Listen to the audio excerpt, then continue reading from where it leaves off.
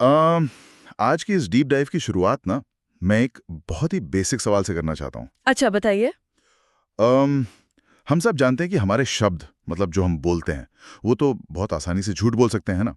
लेकिन क्या हमारा शरीर, हमारी बॉडी कभी झूठ बोल सकती है?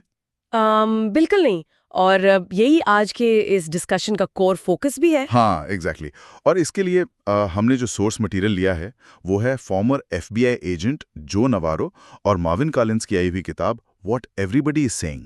हाँ, और इस किताब को एक्सप्लोर करने का हमारा मेन मिशन यही है कि हम सब ये समझें कि कैसे हमारा शरीर अनजाने में ही हमारी असली फीलिंग्स और इरादों को ब्रॉडकास्ट कर रहा होता है। और इस साइलेंट लैंग्वेज यानी इस मूक भाषा को आखिर पढ़ा कैसे जाए। बिल्कुल, क्योंकि इसके इम्प्लीकेशंस बहुत बड़े हैं। बहुत ही बड़े। अ, अगर आपको याद हो, इस किताब के फॉरवर्ड में ही ना एक बहुत माइंड ब्लोइंग कहानी है। वो आइस पिक किलर वाली। हाँ हाँ, वो इंटरोगेशन रूम वाली कहानी ना। हाँ, वही। मतलब एक सस्पेक्ट था जो एफबीआई के सामने इतने आराम से बैठा था, बिल्कुल शांत, सब सवालों के परफेक्टली नॉर्मल जवाब दे रहा था। कोई पसीना नहीं, कोई घबराहट नहीं। राइट। पुलिस तो उसको मेन सस्पेक्ट मान भी नहीं रही थी शुरू में। Exactly exactly. फिर एफबीआई एजेंट ने बस एक बहुत ही रूटीन सा काम किया। उसने वेपन्स की एक लिस्ट पढ़ना शुरू की। उसने पूछा कि अगर तुमने ये खून किया होता तो क्या तुमने बंदूक यूज की होती, क्या चाकू यूज किया होता। और वो बंदा तब भी बिल्कुल शांत था। बिल्कुल शांत, चेहरे पर कोई एक्सप्रेशन नहीं। लेकिन जैसे ही एजेंट ने पूछा, क्या तुमने आइस पिक का इस्तेमाल किया होता, आइस पिक यानी वो बर्फ तोड़ने वाला सूजा, तब अचानक उस आदमी की पलकें एकदम जोर से नीचे गिरी और लॉक हो गई। बाप रे। हाँ, वो पलकें तब तक नहीं खुली जब तक एजेंट ने अगले हथियार का नाम नहीं लिया। उसने एक शब्द नहीं कहा, लेकिन उस छोटी सी फिजिकल रिएक्शन ने उसे पकड़वा दिया, क्योंकि पुलिस ने पब्लिक से छुपा रखा था कि असली वेपन आइस पिक ही था। वाओ, मतलब उसका शरीर चीख चीख कर सच बोल रहा था। बिल्कुल। उस पलक झपकने की वजह से वो पकड़ा गया और बाद में उसने कन्फेस भी कर लिया। और ये जानकारी न सिर्फ ऐसी क्राइम सॉल्विंग में काम आती है, बल्कि हमारी रोजमर्रा की जिंदगी को भी बेटर बना सकती है। हाँ, क्योंकि आइस पिक किलर ने कुछ नहीं कहा फिर भी वो पकड़ा गया। इससे ये क्लियर होता है कि ये साइलेंट लैंग्वेज हम सबके अंदर है। लेकिन कोई इसे पढ़ना कैसे शुरू करता है? उसके लिए नवारो की अपनी लाइफ का एग्जाम्पल बहुत बढ़िया है। राइट, उनकी बचपन की कहानी। जब वो सिर्फ 8 साल के थे, एक क्यूबन रिफ्यूजी के रूप में वो अमेरिका आए थे। और उन्हें इंग्लिश का एक शब्द भी नहीं आता था। सोचिए उस 8 साल के बच्चे का हाल। उसे एक नए स्कूल में फिट होना था। तब उन्होंने बॉडी लैंग्वेज का सहारा लिया। ठीक है, तो इसे थोड़ा खोलकर समझते हैं। उन्होंने एग्जैक्टली किया क्या? उन्होंने नोटिस किया कि जो बच्चे उन्हें देखकर अपनी भौएं यानी आईब्राउज ऊपर करते थे, वो फ्रेंडली थे। और जो बच्चे आंखें सिकोड़ते थे या स्क्विंट करते थे, वो दुश्मन थे। उनका बॉडी वही सिग्नल दे रहा था। ये बिल्कुल किसी कंप्यूटर के बैकग्राउंड प्रोसेस की तरह है ना? मतलब हम कोड नहीं देख सकते, लेकिन वही कोड उस पूरे सिस्टम को चला रहा है। हाँ, बिल्कुल। यहाँ सबसे हैरान करने वाली बात यह है कि ये भाषा कितनी यूनिवर्सल है। मतलब हर जगह एक जैसी। अच्छा, जैसे क्या? जैसे एक बार नवारो ने पोकर खेलने वालों को बॉडी लैंग्वेज रीड करने की ट्रेनिंग दी। वहाँ एक डॉक्टर भी आए थे। वेट, एक डॉक्टर पोकर की ट्रेनिंग क्यों ले रहा था? क्योंकि बाद में उस डॉक्टर ने बताया कि उन्होंने पोकस की उन टेक्निक्स का इस्तेमाल अपने पेशेंट्स का दर्द और उनकी घबराहट समझने के लिए किया। वो डिटेक्ट कर पा रहे थे कि कौन सा पेशेंट अपनी बीमारी या आदत छुपा रहा है। ओह वाह, पोकर टेबल की ट्रिक क्लिनिक में काम आ रही थी। एग्जैक्टली। और इस यूनिवर्सल लैंग्वेज का एक और बड़ा एग्जाम्पल वो पाकर इंडियन रिजर्वेशन वाला रेप केस है। हाँ, जिसमें उस सस्पेक्ट ने बातों से कुछ और ही कहा था। सही कहा।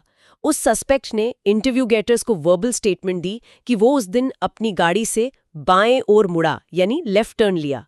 लेकिन जब वो अपने मुंह से लेफ्ट बोल रहा था ना, तो उसके हाथों ने अनकॉन्शियस तरीके से हवा में दाएं यानी राइट साइड पॉइंट किया। और राइट साइड वही जगह थी जहां एक्चुअली क्राइम हुआ था। वही तो। अगर सिर्फ शब्द सुने जाते तो वो बच निकलता, लेकिन उसके हाथों ने, उसकी बॉडी लैंग्वेज ने सच्चाई बता दी। अगर बॉडी इतनी इन्फॉर्मेशन दे रही है लगातार, तो हम इससे हर दिन अपनी नॉर्मल लाइफ में देख क्यों नहीं पाते? क्योंकि ऑब्जर्वेशन एक पैसिव काम नहीं है। हम सिर्फ देखते हैं, ऑब्जर्व नहीं करते। इसके लिए सिचुएशनल अवेयरनेस चाहिए होती है। मतलब सभी सेंसेस को ओपन रखना पड़ेगा। बिल्कुल। जैसे नवारो का एक किस्सा है। वो एक बार अपने घर आए, सब ठीक था, लॉक नहीं टूटा था, लेकिन दरवाजा खोलते ही उन्हें सिगरेट के धुएं की बहुत हल्की सी स्मेल आई। और वो खुद तो सिगरेट पीते नहीं थे। एग्जैक्टली तो उन्होंने तुरंत गन निकाली और घर चेक किया। वेट, गन क्यों? क्योंकि उनका दिमाग अलर्ट हो गया था। बाद में पता चला कि बस एक मेंटेनेंस वाला आदमी था जो छुपकर सिगरेट पी रहा था। लेकिन यही सिचुएशनल अवेयरनेस है ना। यहाँ बात सच में बहुत दिलचस्प हो जाती है। लेकिन मेरी एक डाउट है, क्या हर इंसान की आदतें अलग नहीं होती? होती है ना, बिल्कुल होती हैं। तो अगर कोई इंसान हमेशा ही बेचैन रहता हो, थोड़ा नेचुरली फिजिटी हो, तो हम कैसे समझेंगे कि वो अभी सच में नर्वस है या ये बस उसकी नॉर्मल आदत है? इससे एक बहुत जरूरी सवाल खड़ा होता है और इसका जवाब नवारो के रूल नंबर 5 और रूल नंबर 2 में है, बेसलाइन बिहेवियर और कॉन्टेक्स्ट। अच्छा, ये बेसलाइन का कॉन्सेप्ट थोड़ा समझाएंगे? हाँ, बेसलाइन का मतलब है कि आपको पहले से पता होना चाहिए कि एक इंसान अपने नॉर्मल रिलैक्स स्टेट में कैसा बिहेव करता है। और कॉन्टेक्स्ट यानी संदर्भ का मतलब है सिचुएशन क्या है। जैसे अगर किसी का कार एक्सीडेंट हो जाए, तो एक्सीडेंट के बाद उसका कांपना तो नेचुरल है ना? बिल्कुल, वहां कांपना नर्वसनेस नहीं, शॉक है।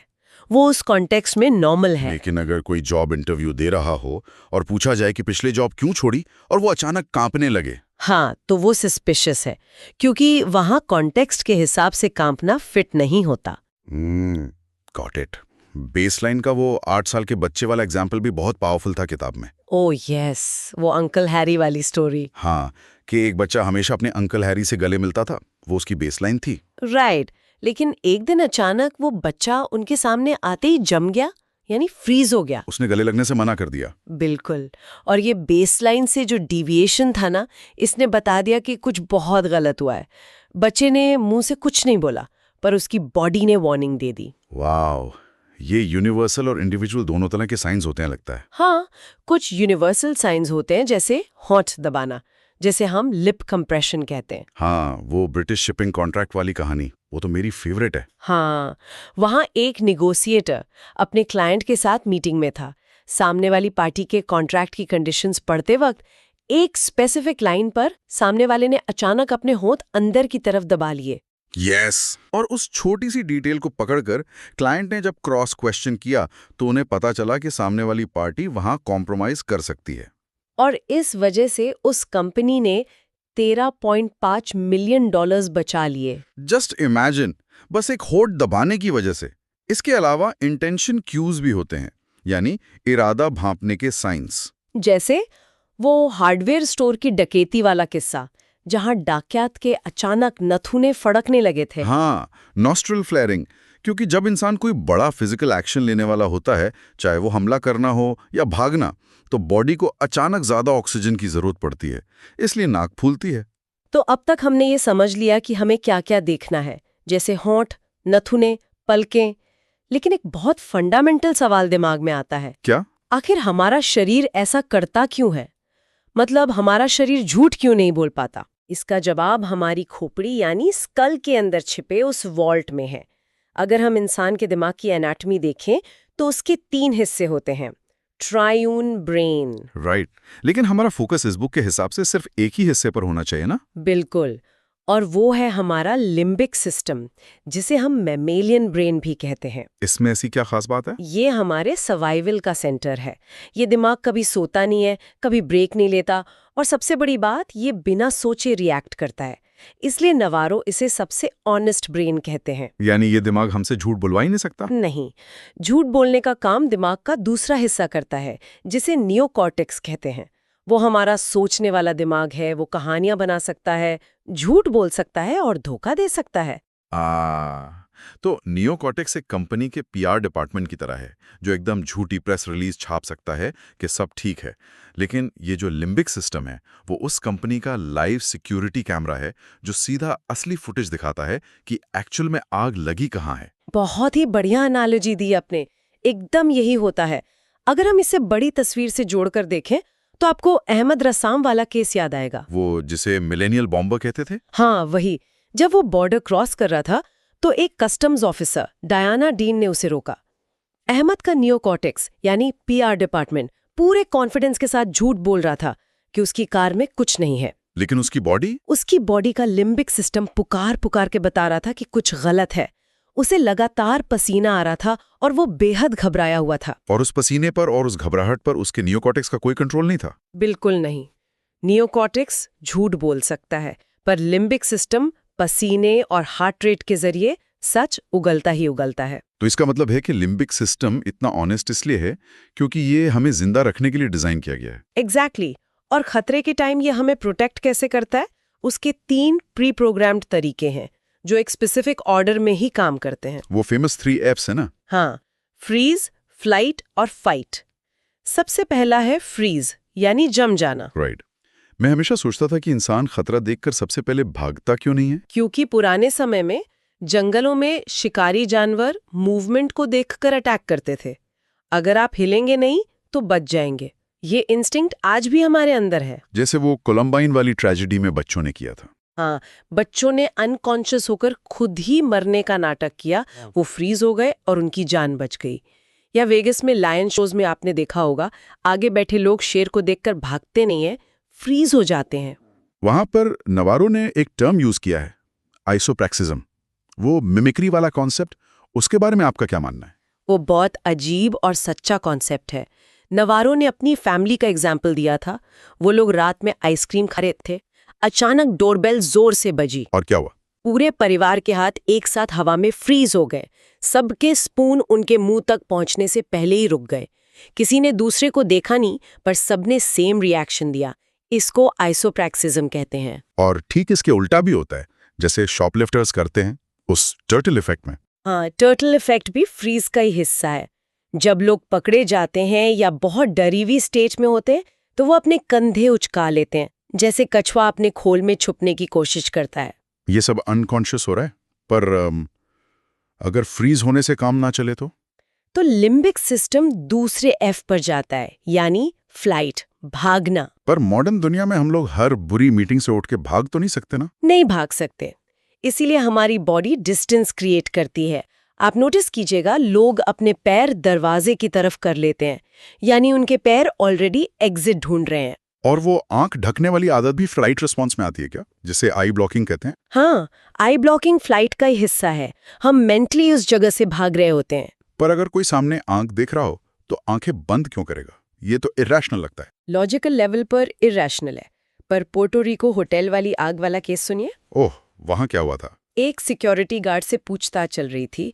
जब पुलिस ने पूछा कि आग के समय आप कहाँ थे, तो उसने जब जवाब दिया ना, तब उसने अचानक अपनी आंखें बंद कर ली थी। उसको लगा आंख बंद करने से वो रियलिटी से भाग जाएगा। एग्जैक्टली। और रियलिटी ये थी कि वो उस वक्त अपनी ड्यूटी छोड़कर अपनी गर्लफ्रेंड के पास था। उसकी बॉडी ने गिल्ट और फियर की वजह से फ्लाइट मोड ऑन कर दिया था मेंटली। वाओ। और मान लीजिए अगर फ्लाइट ऑप्शन भी ना हुआ, आदमी कॉर्नर हो जाए, तो तीसरा ऑप्शन आता है फाइट, यानी लड़ना। बिल्कुल, ये आखिरी उपाय है। अब मॉडर्न लाइफ में हम फिजिकल झगड़ा कम करते हैं, पर आर्ग्यूमेंट्स, कोर्ट केसेस या एग्रेसिव पोस्चरिंग होती है। जैसे लोग किसी पर चढ़ जाते हैं या उनके पर्सनल स्पेस में घुस जाते हैं, टेबल के पार झुककर। हाँ, या अपना लैपटॉप और फाइल पूरे टेबल पर फैला लेते हैं ताकि वो स्पेस ऑक्यूपाई कर सके। तो इस सब का असल मतलब क्या है? क्या इसका मतलब ये है कि जब कोई इंसान मीटिंग रूम में अपने हाथ बांध लेता है या अपने पैर दरवाजे की तरफ कर लेता है, तो वो अनजाने में लाखों साल पुराने सर्वाइवल मैकेनिज्म का ही इस्तेमाल कर रहा है? एग्जैक्टली, यही मतलब है। हम आज भी पहले जानवर ही हैं, लिम्बिक सिस्टम के नजरिए से। ये बहुत फैसिनेटिंग डिस्कशन रहा है।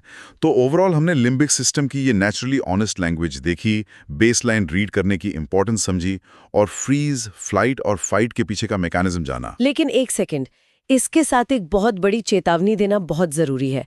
Proceed with caution. अच्छा, किस बात का ध्यान रखना है हमें? ये बुक कोई जादुई लाई डिटेक्टर टेस्ट नहीं सिखाती है। लोग यहाँ अक्सर कंफ्यूज हो जाते हैं। मतलब अगर कोई घबराया हुआ है तो जरूरी नहीं कि वो झूठा ही हो। एब्सोल्युटली। कोई नर्वस है, इसका मतलब सिर्फ ये है कि वो उस मोमेंट में अनकंफर्टेबल है, यानी असहज है। हमें घबराहट को तुरंत झूठ नहीं मान लेना चाहिए। ये एक अच्छे ऑब्जर्वर की निशानी नहीं है। बिल्कुल, पर फिर भी इन सब फिजिकल क्यूज का इम्पैक्ट कितना बड़ा है, वो हमें 1968 के उस famous Terry v Ohio case से समझ आता है। हाँ, वो सुप्रीम कोर्ट वाला केस। डिटेक्टिव मैकफैडन ने उसमें एग्जैक्टली क्या किया था? जरा सोचिए।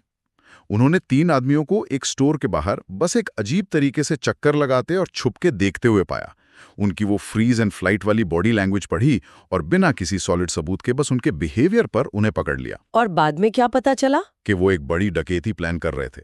और सुप्रीम कोर्ट ने भी ये माना कि हाँ, बिना शब्दों की ये लैंग्वेज क्राइम प्रिडिक्ट कर सकती है, इसकी लीगल वैलिडिटी है। वही तो, और यही केस इसकी लीगल रिकॉग्निशन है।